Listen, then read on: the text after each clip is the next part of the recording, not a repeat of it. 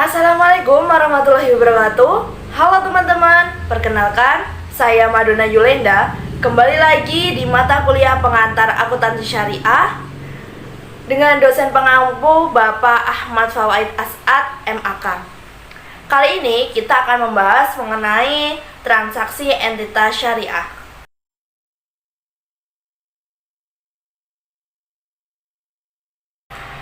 Untuk materi ini disusun oleh kelompok 7 yang terdiri dari saya, Madonna Yolenda dengan NIM 07, ada Afrida Kumairo Anabilah dengan NIM 02, dan yang terakhir ada Gea Dita Putri Cantika dengan NIM 013. Nah, untuk pembahasannya pertama, kita akan membahas mengenai pengertian transaksi entitas syariah. Kira-kira apa sih transaksi entitas syariah itu? Nah, jadi gini teman-teman, transaksi syariah merupakan sebuah interaksi antara dua belah pihak, antara lain terdiri dari pembeli dan penjual, penyewa dan pihak yang menyewakan. Sedangkan pembiayaan syariah melibatkan pihak entitas keuangan syariah dengan kedua belah pihak. Nah, lalu apa yang menjadi pedoman transaksi entitas syariah? Pedoman transaksi entitas syariah itu berdasarkan fatwa-fatwa DSN, MUI, dan SAK Syariah, yang mana itu diterbitkan oleh DSAS. Materi selanjutnya yakni jenis akad dan transaksi entitas syariah.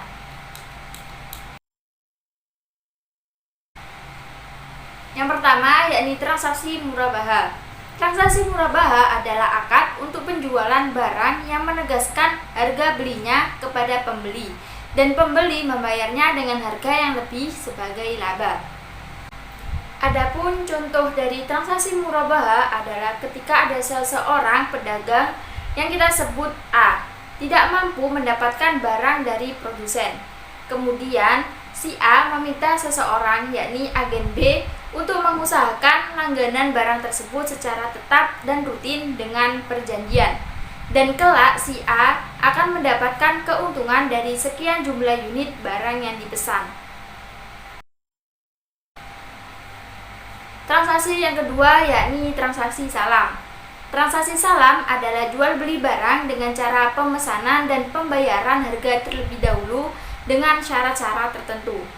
Adapun contoh dari transaksi salam yakni jual beli mangga 100 kg. Kita memesan buah mangga kepada penjual untuk acara seminggu ke depan. Maka dengan hal ini saat pembeli dan penjual deal untuk jual beli buah mangga 100 kg, pada saat itulah pembeli harus menyerahkan uangnya langsung atau tunai kepada penjual.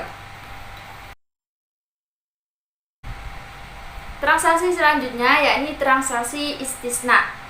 Istisna adalah akad jual beli dalam bentuk pemesanan, pembuatan barang tertentu dengan kriteria dan persyaratan tertentu yang disepakati antara pemesanan atau pembeli yakni mustasni dan penjual atau pembuat yakni syani. Adapun salah satu contoh dari transaksi ini adalah ketika kita memesan sesuatu sesuai dengan keinginan kita.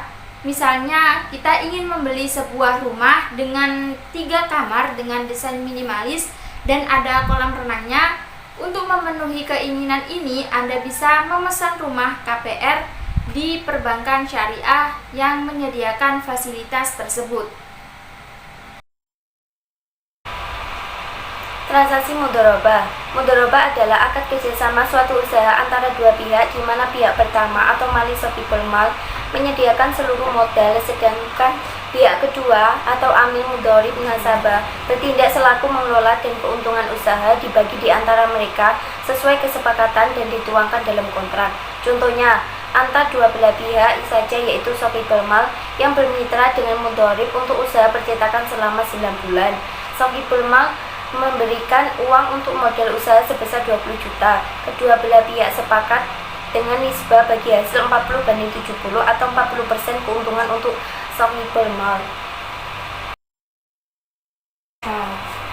Yang selanjutnya adalah akad musyarakah.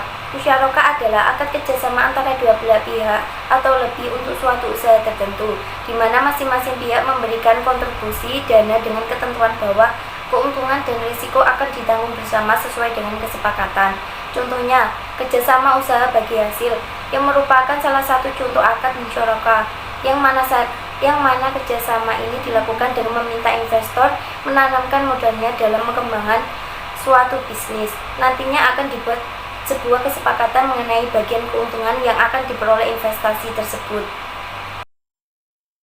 Yang selanjutnya adalah akad ijarah. Menurut Fatma DSN MUI nomor 9/DSN MUI-4 tahun 2000, ijarah adalah pemindahan hak guna atau manfaat atas suatu barang atas jasa dalam waktu tertentu melalui pembayaran sewa atau upah tanpa diikuti dengan pemindahan kepemilikan barang itu sendiri. Contohnya, sewa menyewa rental dalam bisnis rental mobil.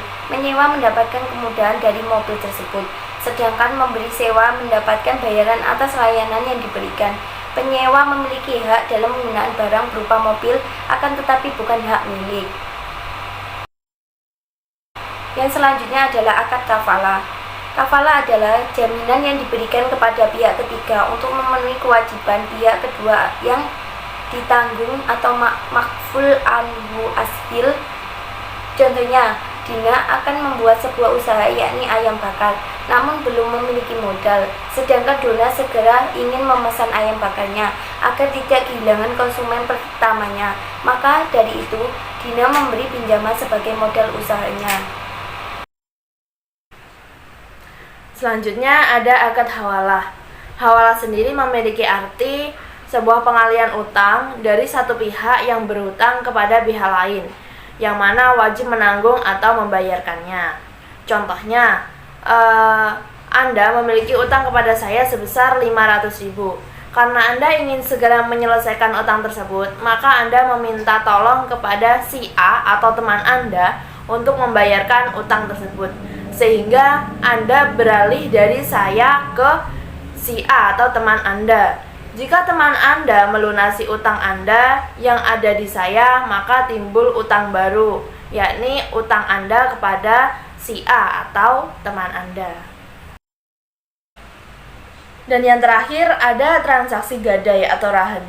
Rahan secara terminologi berarti menjadikan materi atau barang sebagai jaminan utang, yang mana dapat dijadikan pembayar utang apabila orang yang berhutang tidak bisa membayar utangnya.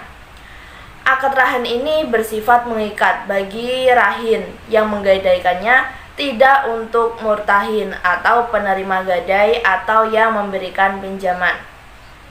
Adapun contoh dari transaksi gadai atau rahan yaitu misalnya Rahim berhutang sebesar 1 juta kepada Rina. Ia lantas menyerahkan barang yang dapat dijadikan sebagai jaminan untuk melunasi hutangnya kepada Rina. Nah, sekian materi transaksi entitas syariah yang dapat kami sampaikan. Semoga dapat bermanfaat dan terima kasih. Wassalamualaikum warahmatullahi wabarakatuh. Dah.